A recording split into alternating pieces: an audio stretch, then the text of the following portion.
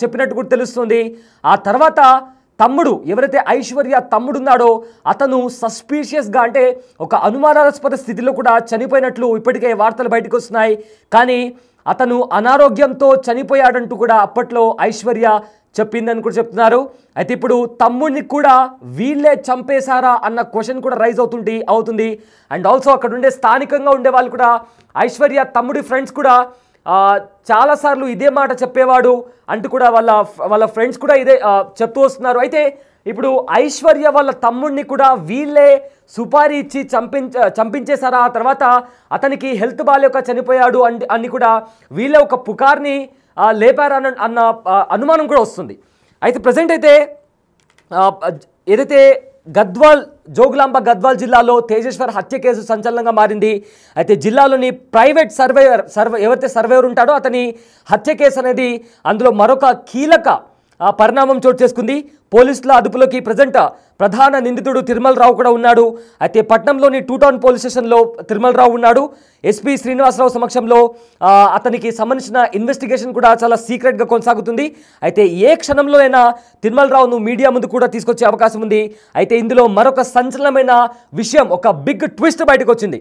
2 నెలల కిందట ఐశ్వర్య తమ్ముడు కూడా చనిపోయాడు. అయితే అక్కా చెల్లి తీరుపై అంటే వాళ్ళు చేసే పనులపైన వాళ్ళు తిరుమల రావు కానీ ఇతర వ్యక్తులతో కానీ వాళ్ళు క్లోజ్గా ఉంటున్నారు. అవన్నీ చూసి కూడా ఐశ్వర్య వాళ్ళ తమ్ముడు కూడా పదే అడిగాడు, తల్లిని చెల్లిని అడిగాడు, ఎందుకు ఇలా ఉంటున్నారు మీరు, పద్ధతిగా ఉండొచ్చు కూడా అని చాలాసార్లు కూడా క్వశ్చన్ చేశాడని చెప్పి కూడా ఇప్పటికే ఒక వార్త బయటకు వస్తుంది. అయితే తమ్ముడు ఇలా పదే క్వశ్చన్ చేస్తున్నాడు అంటూ కూడా ఐశ్వర్య తిరుమల రావుకి చెప్పింది. ఆ తర్వాత వీళ్ళంతా కలిసి ఏమన్నా తమ్ముడిని చంపేశారా అనే ఒక డౌట్ కూడా ఇప్పుడు ప్రజెంట్ వస్తుంది. కానీ ఐశ్వర్య తమ్ముడు చనిపోయినప్పుడు మాత్రం అతనికి టీబీ ఏదో హెల్త్ బాగాలేక అతను చనిపోయాడు అని కూడా చెప్పారు అనే వార్త కూడా బయటకు వస్తుంది. బట్ మొత్తం మీదైతే అక్కడ స్థానికంగా ఉండే వాళ్ళు కూడా ఖచ్చితంగా వాళ్ళ తమ్ముడిని కూడా వీళ్ళే చంపేసి ఉంటారు అనే అనుమానం కూడా వస్తుంది. అయితే ఇదే అంశానికి సంబంధించిన పూర్తి డీటెయిల్స్ అంటే అక్కడ వాళ్ళ ఐశ్వర్య వాళ్ళ ఇంటి దగ్గర మా ప్రతినిధి శ్రీరామ్ వెళ్ళారు అండ్ అక్కడికి వెళ్ళి కూడా వాళ్ళతో మాట్లాడారు. అయితే శ్రీరామ్ అక్కడికి వెళ్ళి ఏం మాట్లాడారో ఒకసారి విందాం. దేశంలో రోజు రోజుకి ఈ అక్రమ సంబంధం ఏదైతే ఈ సంబంధాలు ఉన్నాయో ఈ సంబంధాల వల్ల పచ్చని కాపురాలు కూడా కంప్లీట్గా కొలాప్స్ అవుతున్నటువంటి పరిస్థితి. అలాంటి ఘటననే గద్వాలకు చెందిన తేజేశ్వర్ దారుణ హత్య చేయించినటువంటి కర్నూలుకు చెందిన తిరుమలరావు బ్యాంక్ మేనేజర్గా విధులు నిర్వహించేవారు. అయితే మనం చూసే ఈ విజువల్ ఏదైతే ఉందో ఈ ఇంట్లో ఉన్నటువంటి ఈ ఐశ్వర్యను తేజేశ్వర్ గతంలో లాస్ట్ 2 months బ్యాక్ మ్యారేజ్ చేసుకున్నారు. ఈ ఇంట్లోనే ఈ బ్యాంక్ మేనేజర్ తిరుమలరావు అఫైర్స్ పెట్టుకున్నటువంటి తమ తల్లి సుజాత ఎవరైతే ఉన్నారో మొదట సుజాతతో అఫైర్స్ పెట్టుకున్నారు. ఆ తర్వాత ఐశ్వర్య అనేటటువంటి ఈ స్వీపర్ కూతురు ఎవరైతే ఉన్నారో అమ్మాయితో కూడా అఫైర్స్ పెట్టుకున్నారు. అఫైర్స్ పెట్టుకున్న తర్వాత ఇదంతా కూడా పథకం ప్రకారమే వీరు ఏదైతే ఇటీవల దారుణ హత్యకు గురైన తేజేశ్వర్ ఒక లైసెన్స్డ్ సర్వేయర్గా పనిచేస్తున్నారు. లైసెన్స్ సర్వేయర్గా పనిచేస్తున్నటువంటి తేజేశ్వర్ను అతి దారుణంగా గద్వాల నుంచి తీసుకొని వచ్చే సమయంలో స్విఫ్ట్ డిజైర్ కారులోనే అక్కడ కారులో కూర్చున్నటువంటి 2 వ్యక్తులు ఈ యొక్క కత్తితో గొంతు కోసినటువంటి ఘటన ఇప్పుడు 2 తెలుగు రాష్ట్రాల్లో కలకలం రేపెత్తిస్తుంది. ఇక్కడ మనం చూసే విజువల్ ఏదైతే ఉందో ఈ ఇంటి సమీపంలోనే ఇక్కడ నుండి నేరుగా రోజు బ్యాంకుకు వెళ్ళి కసువు కొట్టి వచ్చేదంటూ స్థానికులు కూడా చెప్తున్న పరిస్థితి. అయితే ఇక్కడే స్థానికంగా కాలనీ వాసులు ఉన్నారు, వారితో కూడా మాట్లాడదాం. అంటే కాలనీలో వీరు గతంలో ఎలా ఉండేవారు అనే అంశాలు వారితో మాట్లాడదాం. మనం చెప్పండి, ఈ ఏదైతే ఈ సుజాత ఇప్పుడు ప్రజెంట్ తేజేశ్వర్ను హత్య చేసినటువంటి దాంట్లో ప్రధాన పాత్రగా ఉన్నటువంటి ఐశ్వర్య వారు తల్లిదండ్రులు కానీ ఐశ్వర్య అమ్మాయి ఎలా ఉండేవారు మీ ఏరియాలో ఉండే సమయంలో, ఎలాంటి పరిస్థితి? సుజాత అనే ఆమె ఇక్కడ ఉంటుంది సార్ మా దగ్గర, మా గేర్లో జానకినగర్ వాస్తవంలో మేము. సుజాత అనే అమ్మాయికి 2 పిల్లలు, ఆడపిల్లలు, ఓ పిల్లడు. రీసెంట్గా పిల్లోని కొడుకు కూడా చచ్చిపోయాడు. ఆ కొడుకును కూడా ఇల్లే చంపినారని మాకు అనుమానం వస్తుంది. ఎందుకంటే ఈ విషయం పైన ఈ అమ్మాయి మొన్న 1 నెల కిందట మ్యారేజ్ అయింది. మ్యారేజ్ అయిన తర్వాత ఒక పెళ్ళి జరిగిన తర్వాత పిల్లి కొడుకుని తీసుకుపోయి చంపేసినారు. సుజాత ఆమె కూతురు కలిసి ఒక మేనేజర్ని ఉంచుకున్నారని మాకు ఇప్పుడు తెలిసింది. ఇటువంటి సమాజంలో ఉండకూడదు, సమాజానికే చెడ్డ పేరు, మా జానకి నగర్కి చాలా చెడ్డ పేరు వస్తుంది. కాబట్టి వాళ్ళని చాలా కఠినంగా శిక్షించాలని కోరుకుంటున్నాము. తర్వాత వాళ్ళ ప్రవర్తన గురించి తెలిసినందుకు మాకు చాలా చింతిస్తున్నాము. వాళ్ళనైతే మేము గేర్లో ఉండదలుచుకునేయలేదు. కావున మీరు గవర్నమెంట్ వాళ్ళు స్పందించి దీన్ని కఠిన చర్యలు తీసుకోవాలని కోరుకుంటున్నాం. గతంలో ఏదన్నా ఇలాంటి నేర చరిత్ర వాళ్ళ తండ్రికి కానీ వాళ్ళ తల్లికి ఏదన్నా ఉండేదా? ఈ ఐశ్వర్య వాళ్ళ తల్లిదండ్రులకు తల్లి అయితే భర్త చనిపోయి చాలా రోజులైంది సార్, చనిపోయి. కానీ ఆమె మాత్రం చాలా నీట్గా ఉండడము, ఆమె ప్రవర్తనలో మాకైతే డౌట్ ఉన్నది. కానీ ఇదంతా తెలియదు. తెలిసిన తర్వాత ఈ పరిష్కారం జరిగింది. కావున మీరు ఏదైనా చేసి దీన్ని కఠినంగా శిక్షించాలని కోరుకుంటున్నాము. అయితే మరి కొంతమంది ఉన్నారు, నిజంగా వాస్తవంగా ఈ 2 నెలల కింద ఈ ఐశ్వర్య వల్ల తమ్ముడు ఇక్కడే పెట్రోల్ బంక్ సమీపంలో చనిపోయారని చెప్తూ ఉన్నారు. నిజంగా చనిపోయారా, లేకుంటే ఐశ్వర్య కానీ వాళ్ళ తల్లి సుజాత కానీ హతమార్చారా? అది చనిపోయినారనేది మాత్రం వాస్తవమే. కానీ నా కొడుకు చచ్చిపోయినాడు, ఎవరు పట్టించుకోలేదు, నేనే చూసినాను అని ఆమె చెప్పింది మాతోని. కానీ దీని పూరకంగా చూస్తుంటే ఆమెనే ఏమైనా చేసిందని మాకు డౌట్ వస్తుంది. అంటే ఇప్పుడు ప్రజెంట్ ఎవరైతే ఈ ఐశ్వర్య ఉందో, ఇప్పుడు నవీన్ వల్ల చెల్లెలు ఐశ్వర్య ఉందో, ఐశ్వర్య వీరికి కొంత అడ్డుగా ఉన్నారు, అందుకే ఇతన్ని హతమార్చారని చెప్తా ఉన్నారు. అడ్డుగా ఉన్నారని ఆ పిల్లోడు కూడా చాలాసార్లు నాతో చెప్పినాడు. అన్న ఇట్లా జరుగుతుంది, వారు ఏం చేయాలని కూడా చెప్పినాడు. అరే చూద్దాం లేరా అని చెప్పినాను. గేర్లో కొంచెము ఈ సంఘటన జరిగింది కాబట్టి కంపల్సరీ శిక్షించాలని కోరుకున్నాను. మరి కొంతమంది ఉన్నారు అన్న, చెప్పండి, కాలనీలో వీరు ఎలా ఉండేవారు? ఇక్కడ ఉన్నటువంటి ఇంట్లో ఐశ్వర్య వాళ్ళ తల్లి సుజాత వాళ్ళ యొక్క క్యారెక్టర్ ఎలా ఉండేది? ఆమె ఒకప్పుడు ఒక స్వీపర్, టీజే కాంప్లెక్స్లో స్వీపర్గా పనిచేస్తూ ఉండేది. అక్కడ ఆమె పనిచేస్తూ మళ్ళీ కెనరా బ్యాంకులో స్వీపర్గా చేరిందన్న విషయం మాకు ఎవరికి తెలియదు. ఇక్కడ ఆమె షాపులలో పనిచేసే స్వీపర్గానే ఉండింది. అయితే ఆమె కెనరా బ్యాంక్ మేనేజర్ తిరుమలరావు గారిని ఉంచుకున్న విషయము మాకు మీడియా ద్వారానే తెలిసింది. మాకు ఇంతవరకు ఏం తెలియదు. కానీ ఇక్కడ చాలా చూడడానికేమో బాగా కనపడేది, బాగుండేది. తర్వాత ఆ పాప ఫస్ట్ ఎంగేజ్మెంట్ అయ్యింది. ఐశ్వర్య అనే అమ్మాయికి ఎంగేజ్మెంట్ అయితే అయ్యింది. తర్వాత క్యాన్సిల్ అయింది. మేము మ్యారేజ్ చేసుకోవడం లేదు, క్యాన్సిల్ అయ్యి మరి ఏం జరిగిందో ఏం కథనో అతనికి ఫోన్ చేసి, తేజేశ్వర్ అనే అతనికి ఫోన్ చేసి మళ్ళీ ఏం మాట్లాడుకున్నామో పెళ్లి జరిగింది. పెళ్లి జరిగిన తర్వాత ఆ తిరుమలరావు అనే అతను వీళ్లకు సపోర్ట్ చేసి ఆయన ద్వారానే ఇవన్నీ జరిగినాయి. అంటే ఈ ఐశ్వర్య తమ తండ్రి ఉండే సమయంలో ఎలా ఉండేవారు, తండ్రి మరణించిన తర్వాత వారి యొక్క క్యారెక్టర్లో ఎలాంటి మార్పులు వచ్చినాయి? అంటే ఈ మధ్యలోనే ఇలా క్రైమ్గా వాళ్ళ యొక్క మైండ్ సెట్ మారిందా, లేకుంటే ఎలా ఉండేవారు? ఆమె తండ్రి ఉన్నప్పుడు ఇక్కడ లేరు. ఆమె తండ్రి ఉన్నప్పుడు ఇక్కడ లేరు. తండ్రి చనిపోయిన తర్వాత ఇక్కడికి వచ్చినారు వాళ్ళు. అంటే ఆమె భర్త చనిపోయినప్పుడు కూడా ఆమె రాలేదంట ఇక్కడికి. భర్త చనిపోయినప్పుడు కూడా రాలేదు. కానీ ఎప్పుడైతే భర్త చనిపోయినాడో తర్వాత ఆమె ఆస్తి కోసము, ఆస్తి పోతుందనే ఉద్దేశంతో అప్పుడు చిన్న కొట్టం ఉండేది ఇదంతా. ఆ కొట్టము ఉన్నప్పుడు మాత్రము మరి ఎక్కడున్నారో మాకు తెలియదు. కొట్టం తర్వాత సడన్గా కొట్టం పడేసి ఇంత బిల్డింగ్ లేపినారు. ఇంత బిల్డింగ్ వాళ్ళు ఎక్కడి నుంచి వచ్చింది మాకు కావాలి ఆన్సర్. ఇంత పెద్ద బిల్డింగ్ వాళ్ళకి ఎక్కడి నుంచి వచ్చింది?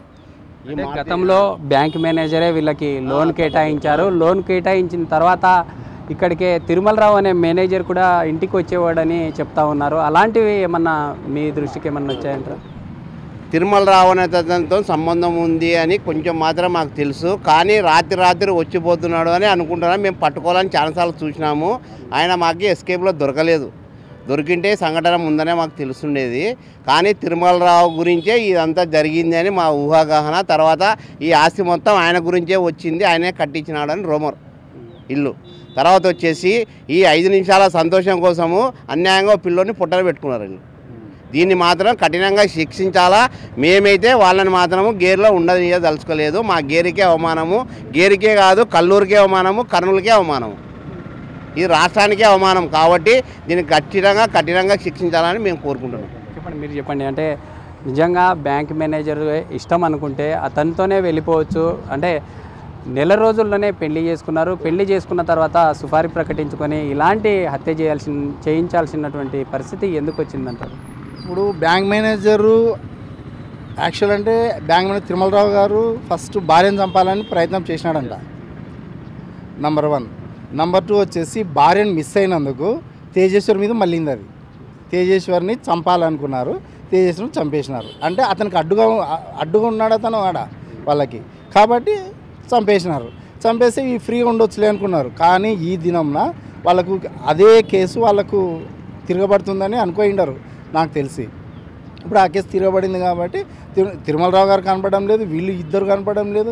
ఎక్కడున్నారో ఏమో తెలియదు మాకు ఇక్కడి వరకు. ఇంతవరకు అది జరిగిన సందర్భం నుంచి ఇప్పటి వరకు ఇంటి దగ్గరికే రాలేదు, వాళ్ళు ఇక్కడికి రాలేదు. ఆయన చంపడానికి కూడా 20 లక్షల లోన్ తీసుకున్నాడని కూడా తెలిసింది మాకు. 20 lakhs లోన్ తీసుకున్నాడు బ్యాంకులో అనేది కూడా తెలిసింది మాకు. అది మరి ఇంకా అది నిజమే అయి ఉండొచ్చు. ఎందుకంటే ఊరికే ఎవరేం చేయరు కదా, సుపారీ ఇస్తేనే పనులు అవుతాయి ఆడ. దానికోసమని మీరు ఎలాగైనా అండి మాకు ఇక్కడ వాళ్ళు ఉండడానికి వీలు లేదు. ఈ జానకి నగర్లో మా దగ్గర ఉండడానికి లేదు. మీరు ఎంత త్వరగా వాళ్ళని ఖాళీ చేపిస్తే అంత మంచిది మాకు. ఇక్కడ రేపొద్దున మా పిల్లలకు కానీ రేపొద్దున సంబంధాలు రావాలంటే ఎవరు చూస్తారు? గేరికే మాకు అవమానము. ఈ సందా జానకి నగరా అని మేము నోరు ఎల్లబెడతారు మాకు. రేపు మా పిల్లలు పెద్దగా అవుతారు, ఆడపిల్లలు కావచ్చు, మగ పిల్లలు కావచ్చు. అలాంటి వాళ్ళే అనుకుని రాకుండా అయితే మా పరిస్థితి ఏమి? ఇది కూడా మీరు ఆలోచించాలా, ఈ మీడియా వాళ్ళు కూడా ఇది కూడా ఆలోచించాలా మీరు. సో కాబట్టి మీరు దయచేసి వాళ్ళను మాకు ఇక్కడ ఉండకుండా చేయవలసిందిగా కోరుతున్నాం. అయితే మరి కొంతమంది కాలనీ వాసులు ఉన్నారు, వారితో మాట్లాడదాం. బ్రదర్ చెప్పండి, ఇక్కడ ఉండే ఐశ్వర్య తమ బ్రదరు నవీను నిజంగా చనిపోయారా, లేకుంటే వీరి చెల్లెలు వాళ్ళ అమ్మ అందరు కలిసి ప్లాన్ ప్రకారమే చంపించారు? ఉండొచ్చు సార్ అదైతే. కాకపోతే ఏంటంటే సార్ ఇంతకుముందు నుంచి ఇక్కడ ఏంటంటే వీళ్ళ ఈ ఇంటి మీద ఉన్న సమస్యలు ఏంటంటే సార్ వేషలుగా తిరిగే వాళ్ళు ఉంటారు కదా సార్ బస్ స్టాండ్ దగ్గర, వాళ్ళకు కూడా అడ్డలాగా ఏర్పడింది సార్ ఇక్కడ. అంటే వాళ్ళకి ఇంటి వాళ్ళకి మినిమం ఒక 150 ఇచ్చి ఇంటి వాళ్ళకి ఒక 5 minutes కానీ 10 minutes కానీ వాళ్ళకి అప్పచెప్పి వాడుకునేవాళ్ళు. ఓ రూమ్ లాగా ఏర్పాటు చేసుకొని వాళ్ళు చేసుకునేవాళ్ళు. శివమ్మ అంట అత్తగారు అంటే సుజాత అమ్మగారి అత్తగారు ఉన్నప్పుడు వాళ్ళు ఇట్లా ఏర్పాటు చేసుకున్నారు. సో వాళ్ళ నుంచి వచ్చినదే ఇదంతా అంత ఎట్లా అంటే చాలా చెడ్డ పేరు వచ్చేసింది సార్ వీధికి ఇక్కడ కల్లూరులో. ఎట్లా అంటే ఇట్లానన్నా వీటి నుంచి కల్లూరుకి అనేది ఇంత విపరీతంగా వచ్చినది కారణం ఏంటంటే ఇది ఒక ఏరియా అనేది ఇంకా అంటే వేషలకి ఏరియా అడ్డగా మారిపోయింది. ఈ పిక్ పాకెట్ల మీద నవీన్ అన్న అబ్బాయి కూడా కొంచెం అల్లరిగా తిరిగేవాడే. అబ్బాయి కూడా కొంచెం గంజాయిలకి దానికి అలవాటు పడిన అబ్బాయి. సో అబ్బాయి హెల్త్ ఇష్యూస్ ఎట్టున్నాయేమో మనకైతే తెలియదు. మేబీ వాళ్ళ హస్తం ఉండకపోవచ్చు. ఇది సార్ వాళ్ళ విషయం. అయితే చూస్తున్నాం కదా, ఈ జానకి నగర్ ఏరియాలో ఉన్నటువంటి వారు కూడా వ్యతిరేకిస్తున్నారు. ఎందుకంటే తమ ఏరియాలో ఉంటూ ఇలాంటి పనులు చేయడం, తమ ఏదైతే ఈ ఏరియా ఉందో ఈ ఏరియాకే చెడ్డ పేరు. రానున్న రోజుల్లో తమ పిల్లలకు సంబంధాలు రావాలంటే కూడా చాలా ఇబ్బందులు పడే అవకాశాలు ఉంటాయి. ఎందుకంటే మనం చూసే ఈ లొకేషన్ ఏదైతే ఉందో ఈ లొకేషన్కి నియర్ బైలోనే బస్టాండ్కి వెళ్ళే రూట్ ఉంటుంది. ఈ బస్టాండ్కి వెళ్ళే రూట్ మార్గంలో స్థానికంగా ఉన్న కొంతమంది ఈ బస్టాండ్ సమీపంలో ఉన్నటువంటి వేశ్యలకు అడ్డగా మారింది. గతంలో ఎవరైతే సుజాత అత్త ఉన్నారో సుజాత అత్త ఉండే సమయంలోనే ఇదంతా కూడా అడ్డాగా మార్చుకున్నారు. అడ్డాగా మార్చుకున్న తర్వాత మనం చూసే ఈ విజువల్ ఏదైతే ఉందో ఇటు నుంచి బస్టాండ్ నుంచి వచ్చే మార్గం ఇది. ఈ మార్గం గుండానే ఇక్కడ మనకు కనిపిస్తున్నటువంటి ఈ కొట్టాలు ఏవైతే ఉన్నాయో కొట్టాలతో పాటు ఇప్పుడు ప్రజెంట్ ఐశ్వర్య తమ ఇల్లు ఏదైతే ఉందో ఐశ్వర్య వల్ల ఇంట్లో కూడా ఇక్కడ అమౌంట్ ఇచ్చి ఇక్కడే కొంత ఇల్లీగల్గా నడిపేవారంటూ కూడా స్థానిక ఉన్నటువంటి ఏరియా వారు చెప్తున్నటువంటి పరిస్థితి. అయితే గతంలో ఉన్నటువంటి అలిగేషన్లో గతంలో ఫిర్యాదు చేసినా ఎక్కడ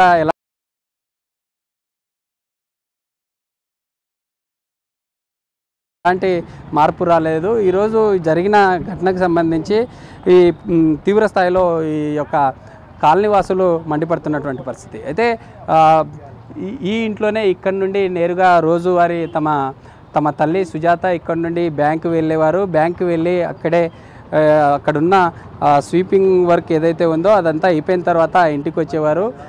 ఈ విధంగా కొనసాగే క్రమంలోనే ఐశ్వర్యతో కొంత అఫైర్గా ఏర్పడిన తర్వాతే ఏదైతే ఇటీవల పెళ్లి చేసుకున్నటువంటి ఐశ్వర్య తమ భర్తను ప్రీ ప్లాన్డ్గా మర్డర్ చేయాలనుకొని ప్లాన్డ్గా ముందుకెళ్ళినటువంటి పరిస్థితి. ఎందుకంటే మే 17వ తేదీ మ్యారేజ్ చేసుకున్నారు. జూన్ 17వ తేదీ ఎగ్జాక్ట్గా ఇంటి నుండి బయలుదేరి గద్వాల నుండి కర్నూలుకు వచ్చే క్రమంలో ఒక భూమిని సర్వే చేయాలంటూ తీసుకొని వచ్చే క్రమంలోనే కారులో ఉన్నటువంటి బ్యాక్ సైడ్ కూర్చున్న ఇద్దరు తమ గొంతు భాగంలో కత్తితో పొడిచినటువంటి పరిస్థితి. వెంటనే పక్కన నుండే డ్రైవర్ కూడా ఏదైతే స్టమక్ భాగంలో వెంటనే కత్తితో పొడిచారంటూ కూడా పోలీసుల ప్రాథమిక విచారణలో దర్యాప్తులో తేలుతూ ఉన్నాయి. ఎందుకంటే అక్కడి నుండి స్విఫ్ట్ డిజైర్లో నేరుగా ఆ యొక్క డెడ్ బాడీని కర్నూలుకి తిరుమలరావు దగ్గరికి తీసుకొని వచ్చిన తర్వాత అది కన్ఫర్మ్ చేసుకున్న తర్వాత 3 lakhs అమౌంట్ ఇచ్చారు. 3 lakhs అమౌంట్ ఇచ్చిన తర్వాత అక్కడి నుండి గోరుకల్లు రిజర్వాయర్కి వెళ్ళి ఆ యొక్క సమీపంలో పినాపురం సమీపంలో డెడ్ బాడీని పారేశారు. పారేసిన తర్వాత అక్కడ గొర్రెల కాపర్లు గమనించిన తర్వాత పోలీసులకు ఇన్ఫర్మేషన్ ఇవ్వడం జరిగింది. 18వ తేదీ తేజేశ్వర్ తమ బ్రదర్ ఎవరైతే ఉన్నారో పోలీసులకు ఫిర్యాదు చేశారు. ఫిర్యాదు చేసిన తర్వాత పోలీసులు ఈ కేసును ఛేదిస్తూ ముందుకెళ్తున్న సిచ్యువేషన్లో ఇదంతా కూడా ఎలా జరిగింది అనే కోణంలో ఇటు ఐశ్వర్య కావచ్చు లేదా తిరుమలరావు ఫోన్ సంబంధించిన డేటాను పోలీసులు కలెక్ట్ చేసే సమయంలో విస్తుపోయే నిజాలు బయటకు వచ్చాయి. ఇందులో ప్రధానంగా నిన్నటి నుండి కూడా అనేక రకాల విస్తుపోయే నిజాలను పోలీసులు ఇప్పటికే ఎవిడెన్స్ను సేకరిస్తూ ఉన్నారు. ఎందుకంటే తిరుమలరావు తమ భార్య ఎవరైతే ఉన్నారో తమ భార్యను మొదటగా మర్డర్ చేసి తర్వాత ఈ యొక్క ఐశ్వర్యను తమ ఇంటికి తీసుకెళ్లాలనుకున్నారు. ఆ ప్లాన్ కాస్త వర్కౌట్ కాకపోవడంతో సెకండ్ ప్లాన్లో భాగంగా ఐశ్వర్య భర్త తేజేశ్వర్ను దారుణంగా హత్య చేసిన తర్వాత ఇక్కడి నుండి నేరుగా లడక్ వెళ్ళి అక్కడే ఉండాలంటూ కూడా గతంలో ఇద్దరు కూడా ప్లాన్ చేసుకున్నారనేటటువంటి వాస్తవాలు అయితే బయటకు వస్తున్నాయి. ఇప్పటికే దీనికి సంబంధించి ఏదైతే ఈ శంషాబాద్ ఎయిర్పోర్ట్లో పోలీసులు కూడా ఇతన్ని అదుపులోకి తీసుకొని ఇంకా విచారిస్తున్నటువంటి పరిస్థితి అయితే కనిపిస్తూ ఉంది. అయితే ఈ కేసు సంబంధించి ఇంకా ఎలా ముందుకెళ్తుంది, ఎలా చేశారనేటటువంటి వాటికి సంబంధించి పోలీసులు కీలకంగా ముందుకెళ్తున్నటువంటి పరిస్థితి. వీడియో రావుతో శ్రీరామ్, బిగ్ టీవీ, కర్నూలు నుంచి. దేశంలో రోజు రోజుకి ఈ అక్రమ సంబంధం